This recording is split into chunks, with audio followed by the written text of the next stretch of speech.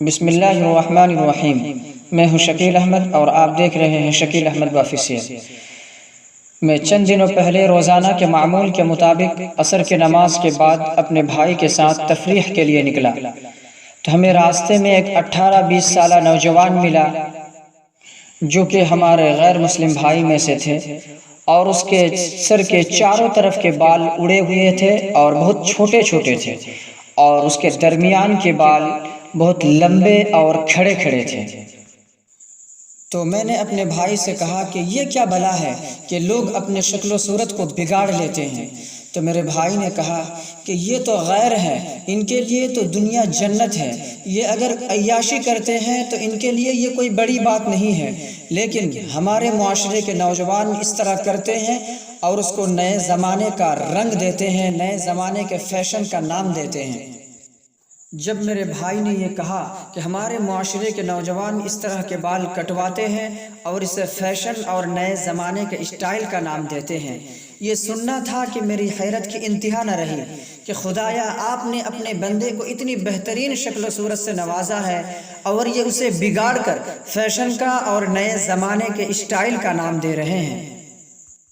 اے میرے بھائی، جب اللہ تعالیٰ نے ابلیس کو جنت سے باہر نکال دیا اور اسے ملعون اور مردود قرار دے دیا تو ابلیس نے کہا تھا، اے اللہ، آپ مجھے باہر نکال رہے ہیں لیکن میں آپ کے بندے کو گمراہ کروں گا، میں انہیں آرزویں دلاؤں گا، میں انہیں حکم دوں گا کہ وہ جانوروں کے کانوں کو کاٹیں، اور میں انہیں حکم دوں گا کہ وہ اللہ کے بنائے ہوئے شکلوں کو بگاڑ دیں۔ تو اللہ تعالیٰ نے فرمایا تھا، سنو،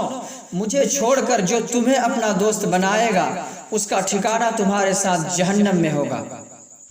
اور آج شیطان ہمیں اللہ کی بنائی ہوئی شکل و صورت کو بگاڑنے کی تعلیم دے رہا ہے، وہ ہمیں اللہ کی بنائی ہوئی شکل و صورت کو بگاڑنے کا نیا نیا طریقہ دے رہا ہے،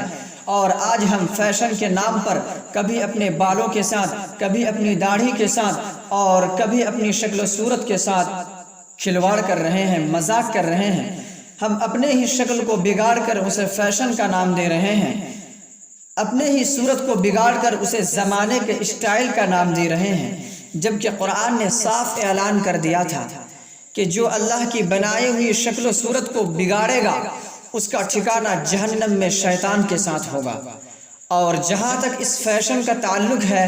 کہ ہمارا نوجوان سر کے چاروں طرف کے بالوں کو کٹوا دیتا ہے اور درمیان کے بال کو بڑا رکھتا ہے،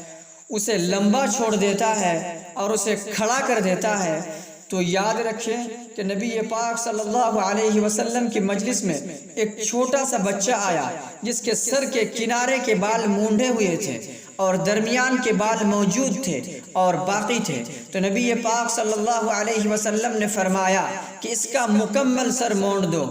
اور ایسا مت رکھو کہ سر کے کچھ حصے پر بال ہو اور سر کے کچھ حصے پر بال نہ ہو۔ اور حضرت عبداللہ ابن عمر رضی اللہ عنہ فرماتے ہیں کہ رسول پاک صلی اللہ علیہ وسلم نے قضا کرنے سے منع فرمایا ہے، اور قضا یہ ہے کہ سر کے کچھ حصوں کے بال کو کٹوا لیے جائے اور کچھ حصوں کے بال کو چھوڑ دیے جائیں۔